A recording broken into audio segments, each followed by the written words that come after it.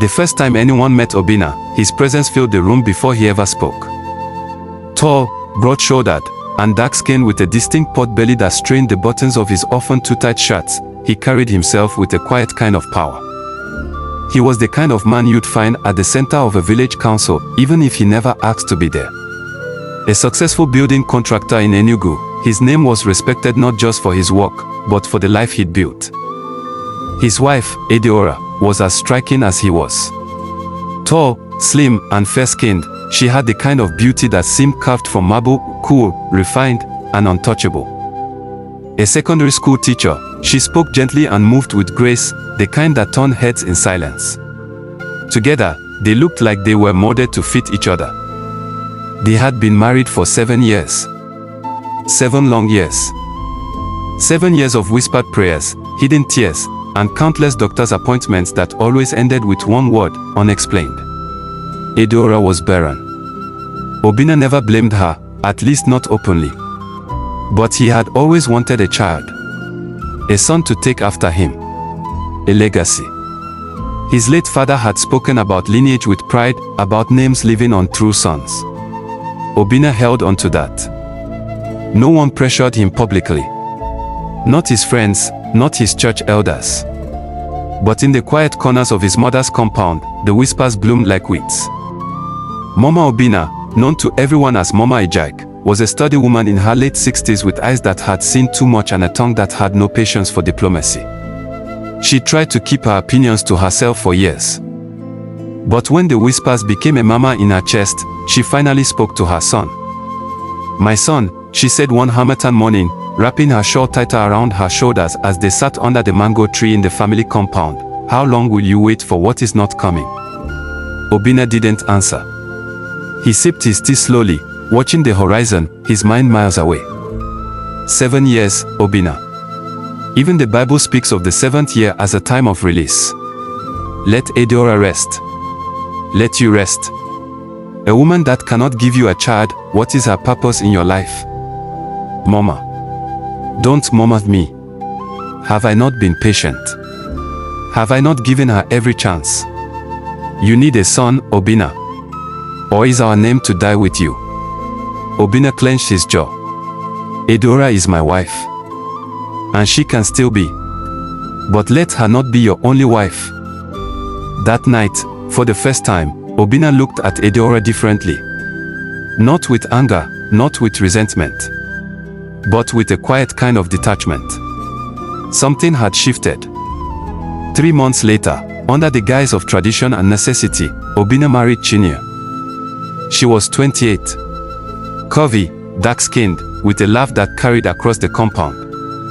A trader at Ogbit Market who sold fabrics and had the kind of business instinct Obina respected.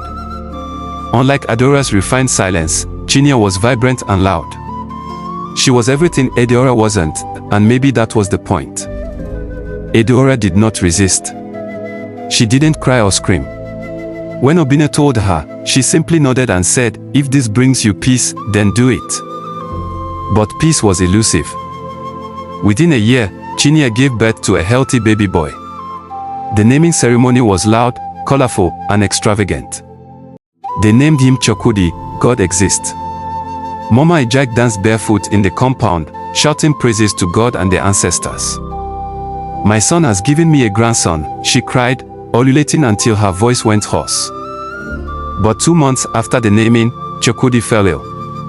At first, it was a mild fever. Then it became something more. He wouldn't eat.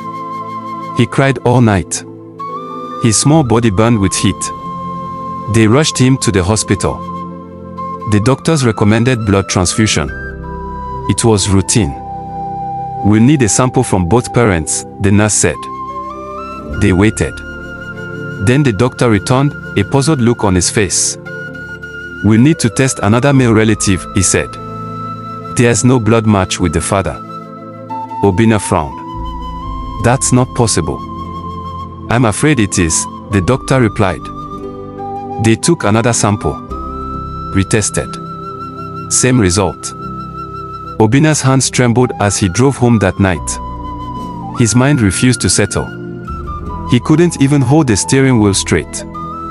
The boy wasn't his. He didn't confront Chinyere at the hospital. No. He waited. That night, when they got home, after putting Chukwudi to bed, he walked into their bedroom. "Who is the father of that child?" he asked calmly.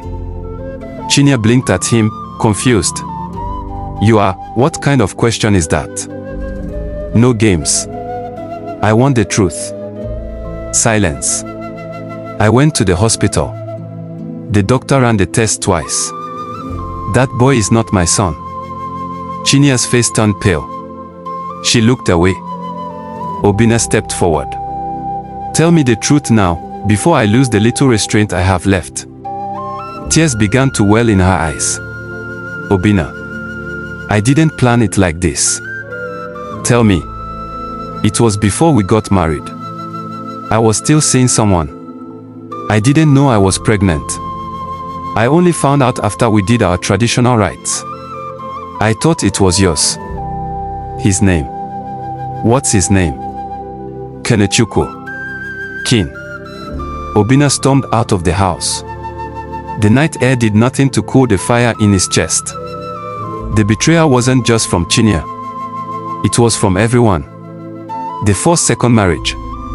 The premature celebrations. The false hope. The next morning, he drove to the village. Straight to his mother. She was preparing yam porridge in the backyard when he arrived, her wrapper tied above her waist. She looked up, smiling, expecting good news about her grandson. Obina didn't even greet her. "That boy is not mine."